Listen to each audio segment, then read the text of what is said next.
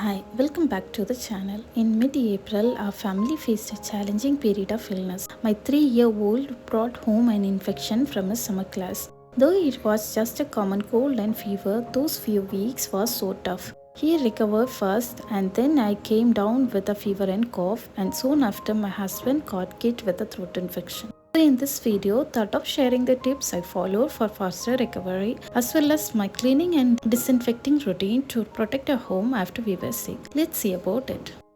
After being sick for 4 to 5 days, a good shower, especially a hair wash, just makes such a big difference. It gives me an energy boost and makes me feel so much lighter and more confident to face the day after being in the bed for a couple of days. If you have ever felt the same way, do share in the comments. The first thing I like to do after recovering from an illness is to change the bed sheets and pillow covers. I make sure to wash them in the hottest cycle available. High temperature helps to sanitize the fabric and get rid of any lingering germs. It's such a simple step, but it really makes a big difference in feeling clean and refreshed.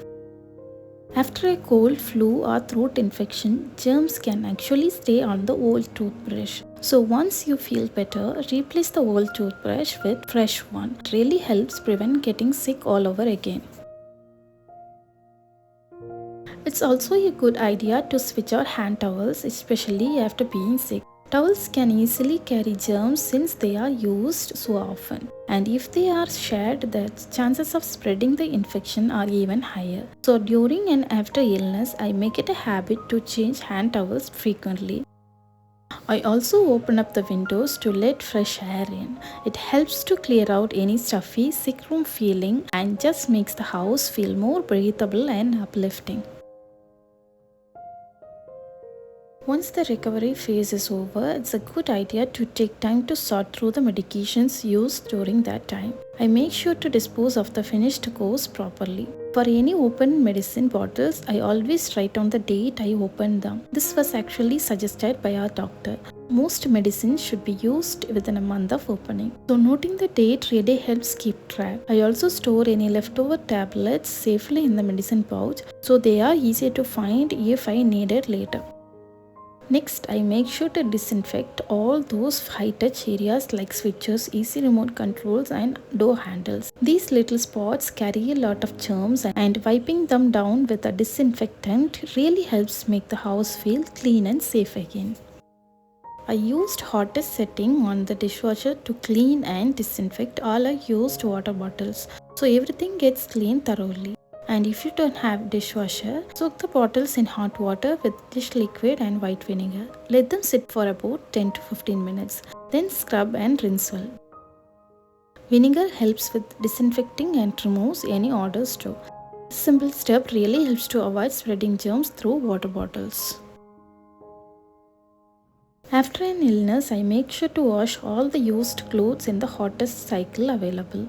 Using hot water helps to kill any lingering germs and viruses that might still be on the fabric. Once the wash is done, if the sun is shining, I prefer drying the laundry under sunlight. Sunlight is a natural disinfectant and the UV rays can help further sanitize the clothes.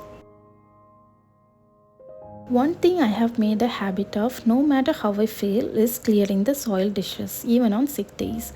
Some days I manage to load them into the dishwasher, and on tougher days, my husband steps in to help.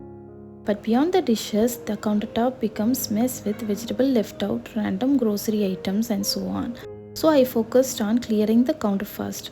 I put everything back in its place, swapped the old kitchen towel with a fresh one, and gave the entire surface a good wipe down. After a couple of days of ignoring it, seeing the countertop sparkling clean again, surprisingly refreshing.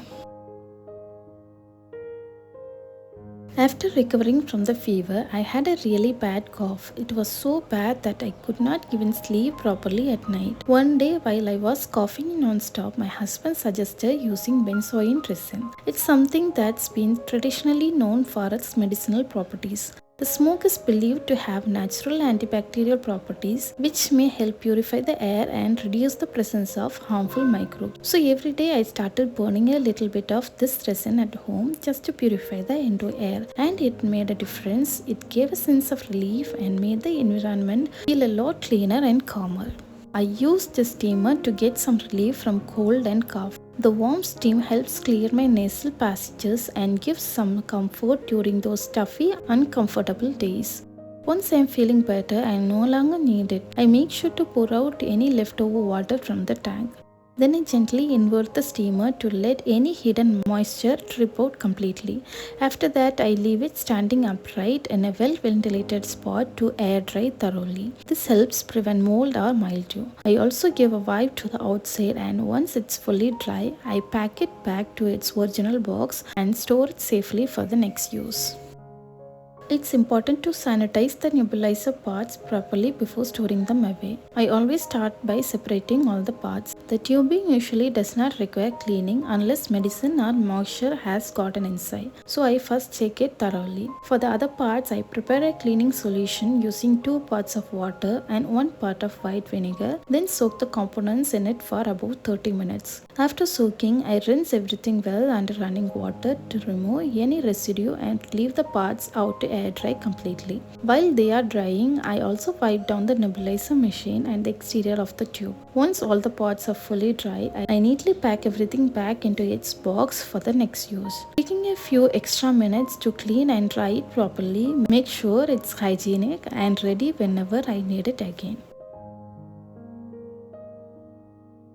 Germs and viruses can settle on the floors through respiratory droplets or tracked in particles from the feet. While floors may not be touched as frequently as countertops or doorknobs, they still pose a risk. Especially, I have a 3-year-old who sits or plays on the floor. Thoroughly mopping and disinfecting floor surfaces helps eliminating lingering germs and supports a cleaner and safer recovery space for everyone in the household.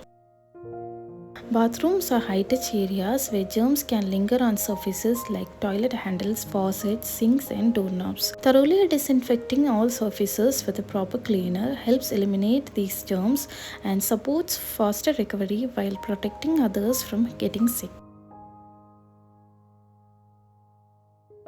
After recovery, the most challenging part was getting my 3-year-old back to his regular eating and hydration routine. We decided not to force feed him and instead gave him space and time to regain his appetite naturally. Thankfully, that approach worked. He's slowly getting back on track with his meals. When it came to keeping him hydrated, I had to get creative. I started offering water in different tumblers and cups, which surprisingly made a difference. It actually sparked his interest to drink water. Yeah, it's a slow process, but we are getting there.